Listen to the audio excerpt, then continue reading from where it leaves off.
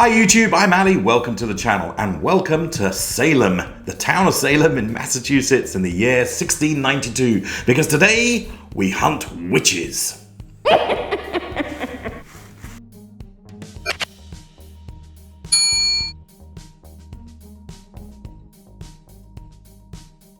As with many social deductive games, the aim of Salem 1692 depends on the role you play.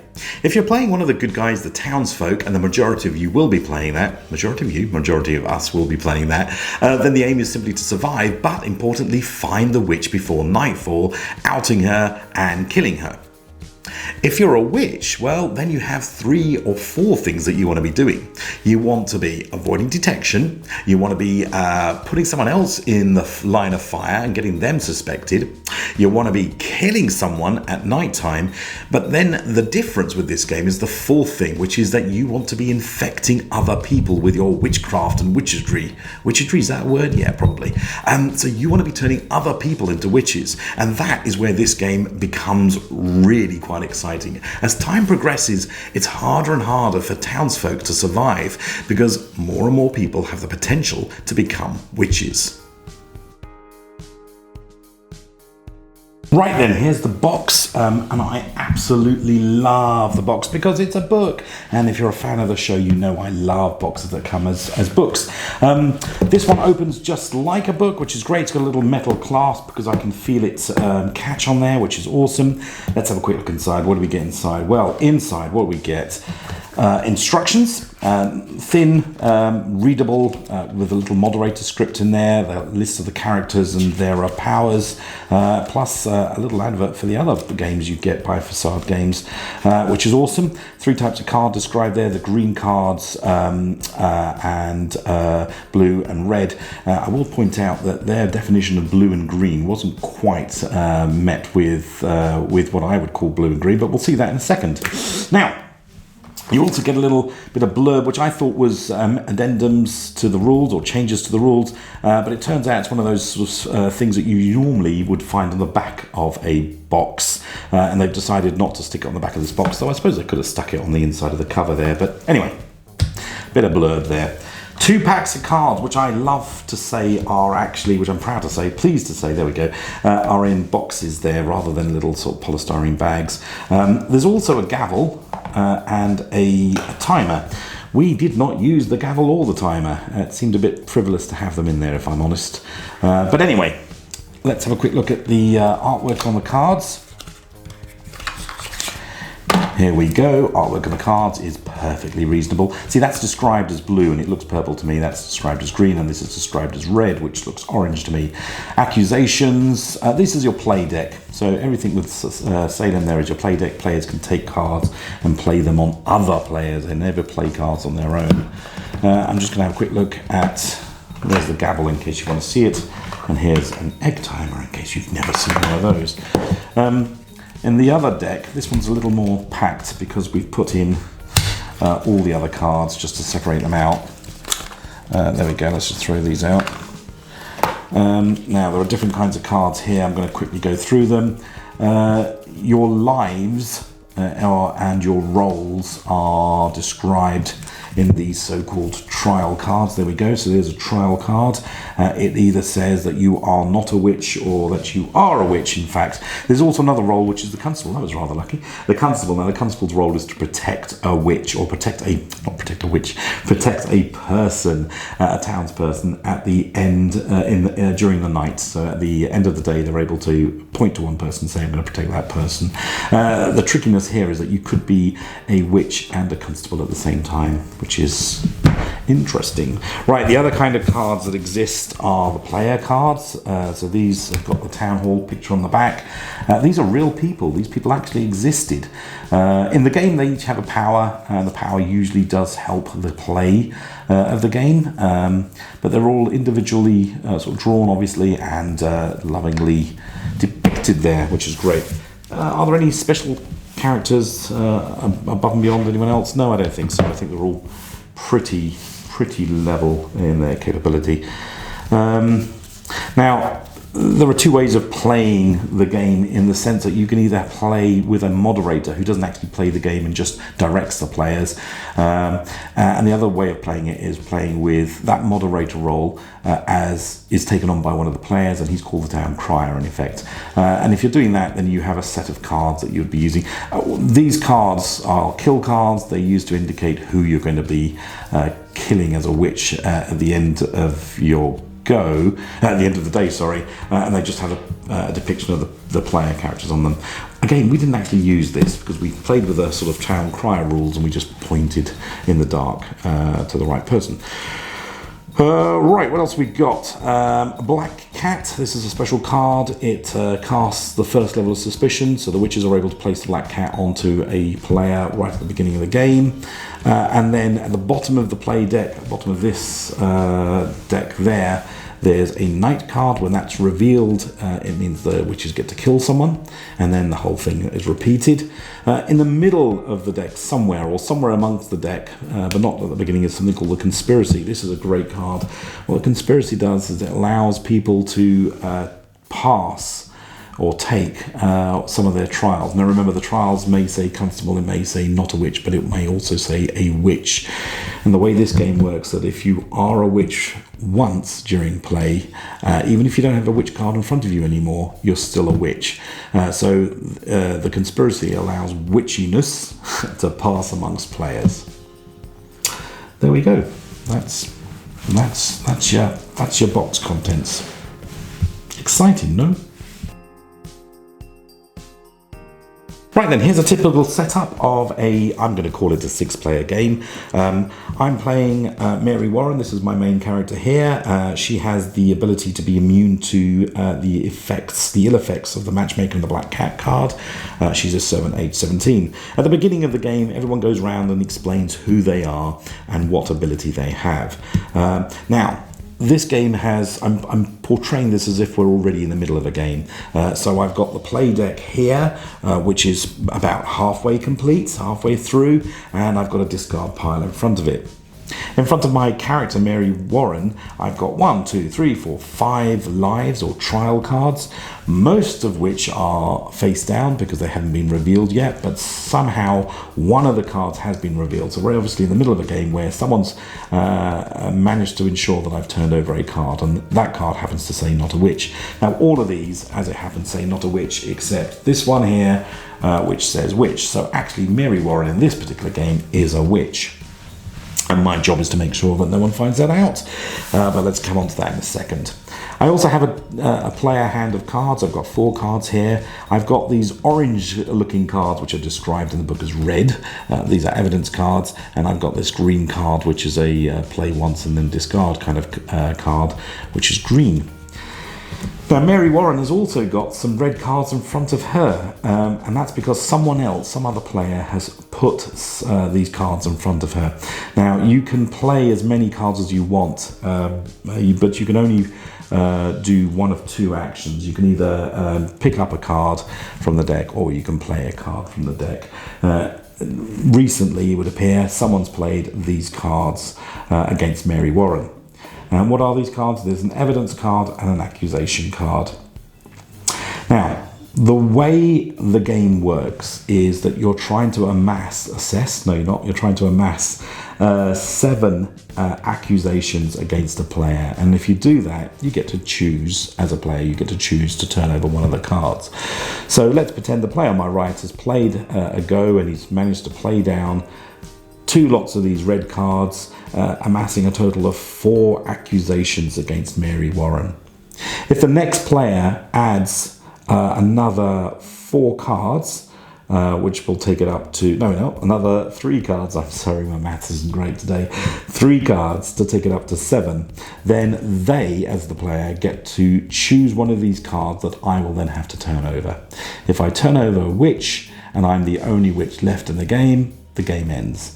Otherwise, I will turn something over called one of the other cards. Let's say I turn this card over, I turn it over, reveal that I'm not a witch, and those accusations, everything amassed so far, will then go into the discard pile. Very simple. Okay, let's have a quick look at my own hand. Well, in my own hand, I've got this green card, which allows me to play stocks. This is in effect a miss a turn card, so I can play that on a player. All cards are always played on other people, not on yourself. So I could play this on someone and say that I think they deserve to miss a go, and I'm going to put them in the stocks. Once the round has gone through, that player can remove that card and put it into the discard pile because it's done and dusted. Now in this example, I happen to have some evidence which is worth 3 accusations. In fact, I've got 2 lots of evidence which is worth 6 accusations, and I've got an accusation card which is pretty neat because it means I could potentially play all 3 of these cards. There we go, I just realised I wasn't showing you them. I could play all 3 of these cards onto a player in one hit and turn over a card to reveal if they're a witch or not. Now, part of what the witches are trying to do is burn through this deck as quickly as possible, because right at the bottom, the last card is nighttime. And at nighttime, there's a set of rules which basically allow the witch to, while everyone's got their eyes closed, point to a person and decide that they're going to die. What you do for that is actually use those kill cards I talked about, or the moderator, and you get them to indicate who you want to remove. Now, one of the cards, as I pointed out previously, is also a constable card, and that constable has an opportunity to save a person. So it's a very sort of generic game in that way, but the cleverness is when you come across the conspiracy card. So buried in here is another black card, which is called the conspiracy card. And at that stage, what happens is that every player will point with their finger to a face-down trial card of the player to their left, and then they get to take that card. So everyone basically moves a card around, and in that way, potentially, the witch card can then move. Remember, in this game, if you were ever a witch, you will always be a witch. So in this game, if someone were to, during a conspiracy, choose this card and take it, I would receive another card, obviously, because I've done the same, but this card would now pass to the other player, and they would then check, put it down, shuffle up their cards, which they're allowed to do, but they now know that they are a witch, and the person who was to their right, in this case, would also be a witch, and they can start working together. So a quick word on the theme then. I think Facade Games did a great job on the theme. The artwork's really good. It captures that spirit of a witch trial. As time went on, I think you felt very much involved in hunting down the witches. So I think it captured the theme really well. Could you apply this mechanic to another theme? Is the game really bound to the theme? I think it is, actually. I'm not sure that the mechanics that we used here could specifically be used in a different sort of setting. Well, maybe perhaps they could, but I thought the game and the theme worked well together. So yeah, good marks for theme. So let's go on to describing the game then, and let's start with audience, which is where I always start, in fact. Now this game is based on real life events, rather unfortunately. There really were witch trials where completely innocent women were either burnt or drowned, which is horrible. But this has happened 300 years ago, and in fact it's not really depicted in the game at all in that graphic way. So I'm absolutely comfortable in saying that this is perfectly playable with everyone in the family. In terms of players, the box describes it as 4 to 12 players, and that's right. I personally enjoy these kind of games when you play them with more people rather than fewer people. We played with 4 people and with 8, and the 8 game was definitely better in my view. In terms of how long it took to play, duration, well, I think the 4-player game took about 35 minutes. The 8-player game took about 45 minutes. So between 35 and 45 minutes for a game seems reasonable. Type of game, this is very much a card game. There is no board at all. Could you play this while traveling? No, I don't think you could. There's quite a lot of setup in front of you, so unless everyone has their own table with their own little space, I think it'd be quite a difficult thing to do while you're traveling. So in terms of complexity or depth, this game is neither very deep nor very complex, I'm afraid. It took us about 3 minutes to read the books, the rule book, and it took less than a minute to explain. So by my definition, that's very much a simple game. There isn't much depth or complexity in this game at all. So yeah, that's where that is. Okay, skill versus luck. Well, again, I want to say this is balanced, but it's really not. Very much, as so often is the case with social deduction games, this is about the choices you make are based really on the cards you get. There's no real strategy here. You're going to pick someone, accuse them, and hound them until they die. So that's that. In terms of interactions, it's a direct conflict game. You pick someone, as I just said, you pick on someone, and they're the target. In terms of single player versus team, well, I mean, technically there is a team. If you're a witch, you're working with other witches, and technically you're working with other townspeople.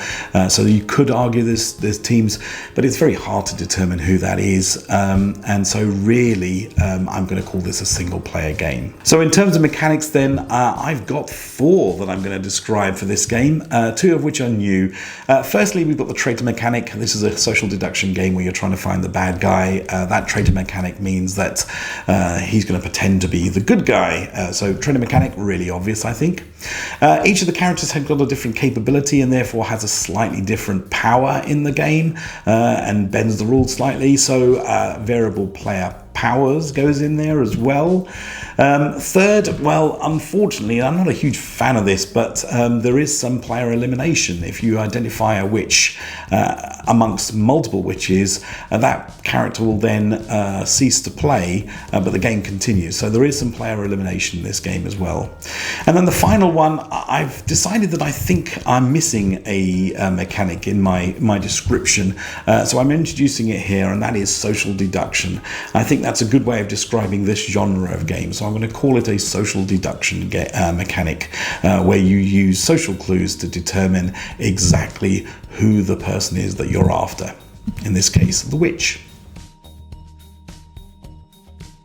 Okay, so in terms of answering my 5 questions, let's start with the first one. Did I take meaningful decisions? No, I didn't. I can't say I took any meaningful decisions, really. I randomly chose someone I didn't like the cut of their jib and decided that they were going to be a witch and just started accusing them, convincing other people with just illogical reasoning, really, that they should also blame that person for being a witch. So no meaningful decisions, I'm afraid. Paths to victory. Were there multiple paths to victory? Are there different ways of playing this game to win? No, again, I can't really say that there are. It's the same tactic used over and over again. The element of change in this game comes from the people you play with. So if you play this game with a new set of people, you'll have a different experience each time. But the actual way you're going to play it probably is going to stay the same. So there aren't multiple paths to victory either, I'm afraid. When it comes to skill versus luck, again, I don't think this is a very balanced game. There isn't much you can do in terms of skillful play. You can be creative, sure, but in terms of building an engine to win or deciding upon a series of tactics that you can then implement, I don't think there are strong possibilities of that happening. So I'd say there's much more luck than there was skill in this game.